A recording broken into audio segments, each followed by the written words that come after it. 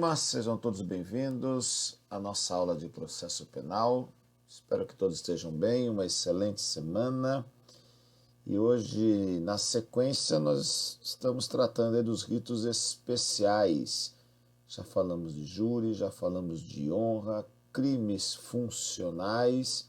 E hoje nós vamos tratar de um tema bastante interessante, que são os crimes contra a propriedade imaterial. São os crimes que a gente tem o rito lá do artigo 524 a 530-I do Código de Processo Penal, ok? Então espero que aproveitem e vamos em frente. E aqui, então vamos lá. Crimes contra a propriedade imaterial, vamos trazer um pouco de conceito, o que isso significa, né? São aqueles praticados em detrimento de bens oriundos da criação intelectual, possuidores de valor econômico, bem como suscetíveis de alienação por seu titular e se corporificam em coisas materiais ou energias. O nosso Código Penal, ele tipifica atualmente apenas um crime contra a propriedade imaterial, a violação do direito autoral, na sua forma simples, artigo 184, caput do Código Penal, e formas qualificadas, artigo 184, parágrafos 1º, 2º e 3º. Então, crimes contra a propriedade imaterial são aqueles praticados em detrimento de bens oriundos da criação intelectual, que possuem valor econômico, suscetíveis de alienação por seu titular e se corporificam em coisas materiais ou energias. Se o crime deixar vestígio, e a regra é que o deixe, porque é crime material, a queixa só será recebida se acompanhada do laudo pericial dos objetos que constituam o corpo de delito, que traz lá o artigo 525. No caso de haver o crime deixado vestígio, a queixa ou denúncia não será recebida se não for instruída com o exame pericial dos objetos que constituam o corpo de delito. Sem a prova de delito, a ação não será recebida. A queixa nem ordenada qualquer diligência preliminarmente requerida pelo ofendido.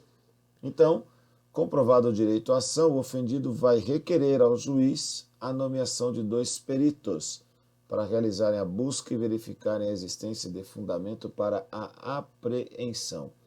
Então imagine imagine vocês que estamos diante aí, é muito comum, os escritórios de marcas e patente verificarem que uma determinada confecção, uma determinada venda de um produto, ele é um produto falsificado, ele viola direitos e propriedade imaterial do bem.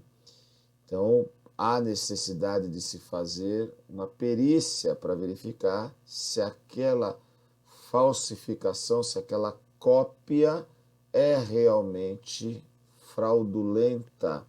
Por isso que o crime deixa vestígio. Tem lá uma roupa de uma marca determinada e ela está sendo vendida fora do seu meio local, cotidiano, de uma loja oficial, por exemplo.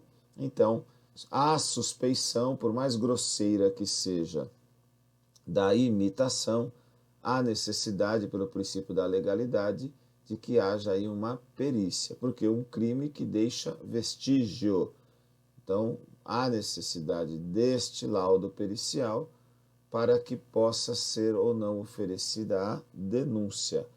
Comprovado o direito, então está ali, no 525. No caso de haver o crime deixado vestígio, a queixa ou a denúncia não será recebida se não for instruída com este exame pericial. Sem a prova de direito, a ação não será recebida a queixa, nem ordenada qualquer diligência. Então, se comprovado o direito à ação, o ofendido vai requerer ao juiz a nomeação de 2 peritos. Como é que isso funciona? Então está lá, a diligência de busca ou de apreensão será realizada por 2 peritos nomeados pelo juiz, que verificarão a existência de fundamento para a apreensão, e quer esta se realize, quer não, o laudo pericial será apresentado dentro de 3 dias após o encerramento da diligência. Então, analise. Então, uma coisa é a apreensão administrativa pelo órgão, geralmente municipal local. Se vai fazer a apuração criminal, aquilo precisa ser apreendido e ser submetido à perícia. Não dá para o delegado de polícia prender em flagrante alguém por violação de propriedade imaterial sem laudo pericial. Você precisa apreender.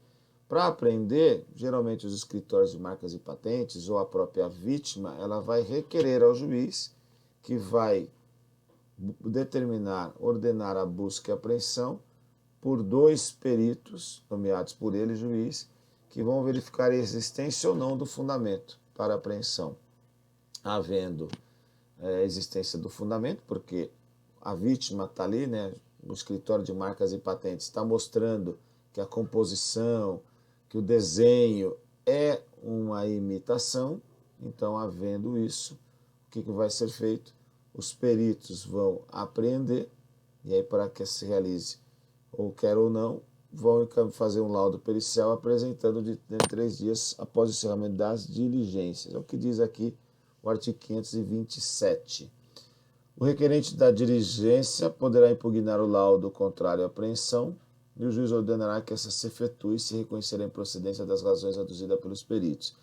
Então, imaginemos neste exemplo que estou passando, o escritório de marcas e patentes requer ao juiz a apreensão daqueles produtos que estão imitando o produto original da qual a marca e escritório de patentes é representada.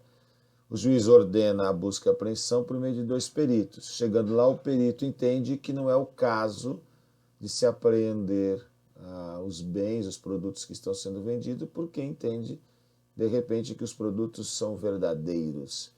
E aí a parte que é prejudicada, ela vai requerer nova diligência para impugnar o laudo contrário à apreensão. E se assim o fizer e o juiz assim entender, ele vai buscar a apreensão e vai nomear aí peritos para fazerem novamente. O que diz o parágrafo único aqui, ó. O requerente da diligência poderá impugnar o laudo contrário à apreensão e o juiz ordenará que essa se efetue, se reconhecer a improcedência das razões aduzidas pelos peritos.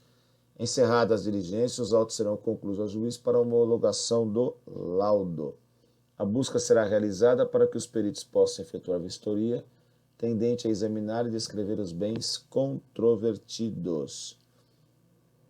Após a homologação do laudo, os autos em que se processou o pedido de diligências permanecerão em cartório, aguardando o ajuizamento por parte do ofendido da ação penal, que, uma vez proposta, seguirá as regras da Lei 9.099, já que a pena lá do artigo 184, máxima prevista para o crime simples, é de 1 ano. Então, um quadro é para que a gente possa compreender, né?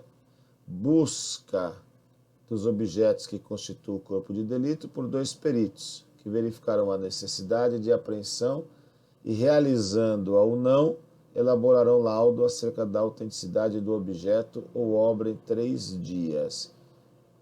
Feito o laudo, será homologado o laudo, oferecimento da denúncia, instruída com laudo pericial no prazo de 30 dias a contar de sua homologação. Recebimento da queixa, prosseguimento nos moldes do rito ordinário, salvo quando se tratar de infração de menor potencial ofensivo. Homologação do laudo, possibilidade de impugnação do laudo pelo requerente, se realizado sem apreensão, a fim de que determine o juiz a arrecadação dos bens. Então, vamos lá, né? Em resumo, o que é isso, né? Vamos imaginar aí a vítima, ela verifica que os produtos, por exemplo, uma obra de arte que é dela, um livro, ou uma pintura, né, no caso, ou uma confecção, ela está com as suas propriedades imateriais violadas. Então, entende que isso é crime. Requisita ao delegado de polícia, por exemplo, ou diretamente ao juiz, o delegado tem que fazer o quê? Não pode simplesmente ir lá e apreender o bem, do ponto de vista criminal. Então, para que seja feito isso, há necessidade do juiz determinar a busca e apreensão por 2 peritos, que poderão ou não apreender, poderá ou não se convencer. Em se convencendo, os peritos instruirão um laudo e o juiz homologará ou não. O juiz homologando, aí sim a queixa-crime poderá ser oferecida, porque eu já tenho o laudo homologado. Em recebendo a queixa-crime, vai seguir o rito comum ordinário, a não ser que seja a forma simples do 184, que seguirá o rito sumaríssimo. Pode ser que os peritos eles não apreendam e assim façam um laudo, porque independentemente de apreender ou não, o laudo tem que ser feito, mas não apreendeu as mercadorias. A parte prejudicada ela pode impugnar o laudo. E aí, se o juiz se convencer de que a parte está correta e os peritos estavam errados, ele vai nomear novos peritos para proceder à busca e apreensão e, eventualmente, novamente, no caso aqui, fazer o laudo para seguir adiante as questões processuais. A apreensão pela autoridade policial de todos os bens ilicitamente produzidos. Então, se for o delegado de polícia, ele vai elaborar um laudo pericial e aí sim, né? Então, o delegado apreende, aí vai para a perícia, haverá um laudo, esse laudo vai instruir a denúncia, porque aí sim passa a ser de ação penal pública incondicionada, mas a denúncia será instruída também com este laudo. Em havendo recebimento da denúncia, prossegue de acordo com o rito ordinário. Se for caput do 184, forma simples, nós vamos estar diante da Lei 9.099. Então, nós podemos ter a própria parte, por meio de queixa-crime, ela representa ao juízo, ou nós podemos ter esta apreensão pela polícia, e efetivamente, aí nós vamos ter ação penal pública incondicionada, ok? Então, é isso que nós tínhamos que falar do rito da propriedade imaterial, que hoje o Código de Processo Penal se refere a apenas um único tipo de crime, que está lá no artigo 184 do Código Penal. Havendo representação particular, queixa-crime, requisita ao juiz a busca e apreensão, o juiz determina 2 peritos para que seja apreendido e elaborado um laudo. Não vai apreender, também tem que elaborar laudo. O juiz homologa, se entender que é o caso de apreender e os peritos não o fizeram, vai nomear outros peritos para fazê-lo, ok? Se for produzido já direto na delegacia de polícia, nós vamos estar diante de inquérito policial, também vai mandar o delegado requisitar o laudo pericial. Em havendo laudo pericial, vai instruir a denúncia e aí o juiz poderá ou não receber a denúncia. Se receber a denúncia, rito comum ordinário para as formas qualificadas do 184, rito sumaríssimo para a forma simples do artigo 184. Ok, turma? Uma excelente semana, muito obrigado pela atenção de vocês e paciência. Eu continuo sempre à disposição. Muito obrigado, fiquem com Deus.